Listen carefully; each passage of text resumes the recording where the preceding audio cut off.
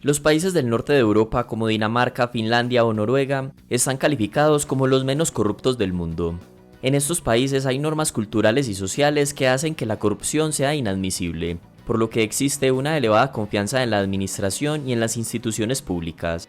Sin embargo, según el Índice de Percepción de la Corrupción de 2023, los países ubicados en el este de Europa tienen niveles de corrupción muy altos. Tanto es así que esta región es considerada como una de las más corruptas del mundo. Por ejemplo, países como Azerbaiyán, Ucrania, Bielorrusia o Hungría tienen puntajes de transparencia por debajo de la media global. Y otros países cercanos al límite de Europa, ubicados en Asia Central como Turkmenistán, Tayikistán, Uzbekistán o Kazajistán, también están entre los más corruptos del mundo. Según un estudio de la Universidad de Delaware, se encontró que en Hungría a los niños se les enseña a ser listos para burlar al gobierno. En Macedonia del Norte descubrieron que sobornar para conseguir lo que se quiere es una práctica común. Es decir, participan en actividades corruptas para acceder a algo tan común como obtener atención de un médico. Y en general el estudio demuestra que la corrupción es una práctica común en Europa del Este. De manera que las preguntas son ¿por qué esta parte de Europa es tan corrupta? ¿Tendrá que ver algo su pasado comunista? ¿Y por qué esto ha provocado una fuga de talentos a Europa Occidental? A pesar de que han pasado más de 30 años del colapso de la Unión Soviética, muchas repúblicas que hicieron parte o que estuvieron influenciadas por los soviéticos siguen teniendo los problemas estructurales y sociales del legado comunista impuesto por la Unión Soviética. La Unión Soviética estaba conformada por 15 naciones, pero la influencia soviética fue mucho mayor, la cual llegó hasta una frontera ideológica y política conocida como la Cortina de Hierro o el Telón de Acero. Pero la línea no solo era imaginaria. Con la construcción del muro de Berlín se inició la separación de todo el continente entre Oriente y Occidente. La división de Europa iba desde el norte de Alemania, pasando por Checoslovaquia, Hungría, Yugoslavia y Albania. El lado occidental defendía el capitalismo y el lado del este respaldaba el socialismo y una economía planificada por el Estado. La división no solo era ideológica, sino también económica. Estados Unidos patrocinó el Plan Marshall para financiar la recuperación de sus aliados luego de la guerra, y la Unión Soviética propuso el Plan Molotov como ayuda económica para sus aliados.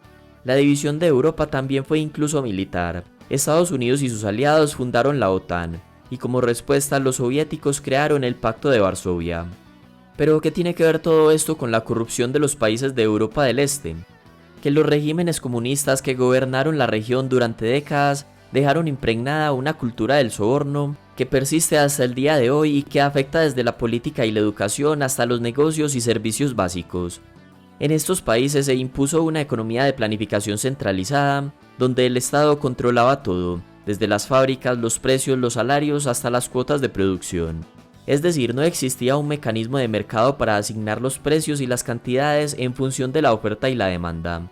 Como consecuencia, la productividad en las economías soviéticas era baja. La mayoría de los trabajadores no tenían incentivos para esforzarse más de lo necesario, porque siempre iban a recibir poco y lo mismo independientemente de si su productividad laboral era baja o alta. Además, las empresas tendían a ser improductivas porque las que tenían malos resultados, el gobierno les entregaba subsidios para mantenerlas funcionando. Así que no tenían incentivos para gestionar eficientemente sus recursos o abaratar los costos. Otro problema de la economía soviética era precisamente los altos costos de producción. Las empresas soviéticas no competían entre sí para mejorar y abaratar sus productos. El principal objetivo era cumplir con las cuotas de producción que les había asignado el Estado. No importaba si los productos eran de baja calidad, si se utilizaban materias primas más caras o si se utilizaban más recursos de los necesarios. Por ejemplo, no importaba mucho si había un exceso de mano de obra en la fábrica. Todas estas ineficiencias generaban en muchos países socialistas una escasez crónica de bienes y servicios o en su defecto productos de mala calidad.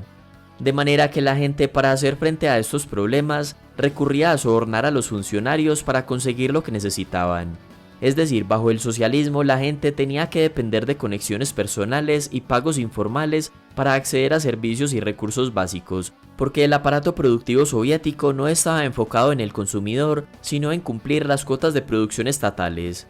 Y esa es una de las razones que dio origen a la cultura de la corrupción y el soborno en los países de Europa del Este, que evidentemente tuvieron influencia de la Unión Soviética.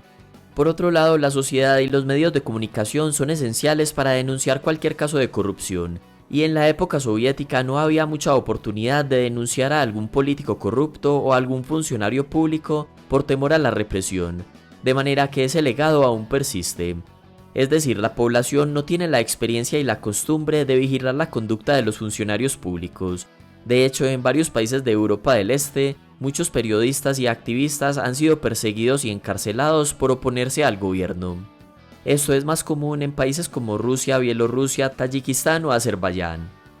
Otra de las razones que explican los elevados niveles de corrupción en esta región del mundo es que son países controlados por unos pocos magnates privilegiados y cercanos al gobierno, es decir, por los oligarcas. Los oligarcas rusos son los más reconocidos en el mundo, pero no todos son rusos. En la mayoría de países con pasado soviético también existen. Resulta que el colapso de la Unión Soviética fue un duro golpe económico para los países que la conformaban, así que debían llevar a cabo reformas para reconstruir sus economías, por lo que necesitaban apoyo interno. Así fue como en Rusia, por ejemplo, a principios de la década de 1990, la privatización de activos del Estado creó la primera ola de multimillonarios, quienes obtuvieron gran parte de las empresas a precios muy bajos. Esto condujo a la creación de grandes grupos financieros e industriales cercanos al gobierno, y así se cimentaron las bases del capitalismo de amigos en Rusia. Muchos de los directivos de las grandes empresas estatales y privadas rusas disfrutan de largos periodos en sus puestos sin importar su desempeño. Las personas designadas en estos cargos obtienen altos salarios y prometen lealtad, y suelen favorecer los intereses del presidente incluso cuando se presentan tensiones geopolíticas como la guerra de Ucrania. De manera que en los países de Europa del Este y de Asia Central, que a su vez tienen pasado soviético, culturalmente existe la idea de que para progresar se tiene que ser parte del gobierno o por lo menos estar cercano a él.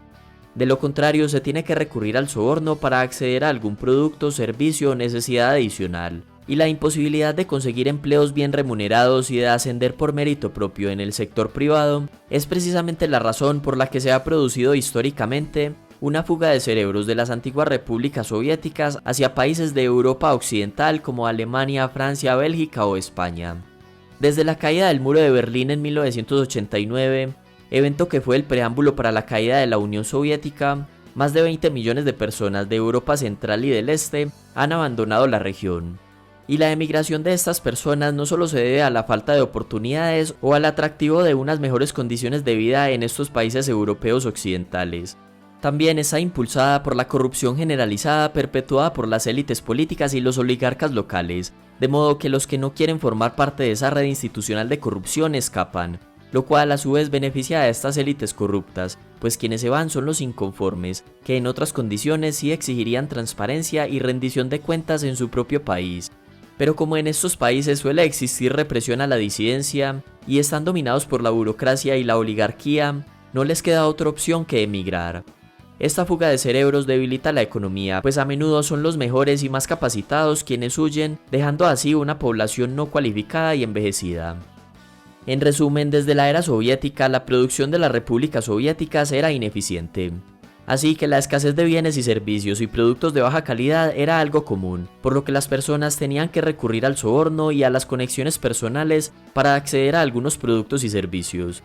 Luego de la disolución de la Unión Soviética nacieron los oligarcas, es decir, empresarios y magnates beneficiados por el gobierno a cambio de lealtad, lo cual reforzó la cultura de la corrupción y la idea de que para progresar en estos países del este de Europa hay que estar en el gobierno, ocupar un puesto público o por lo menos conocer a alguien en el gobierno. De lo contrario, es difícil progresar por mérito propio. Por lo tanto, millones de jóvenes capacitados migraron a países de Europa occidental, debilitando aún más la economía de sus países de origen. Hasta acá el video y muchas gracias por llegar al final.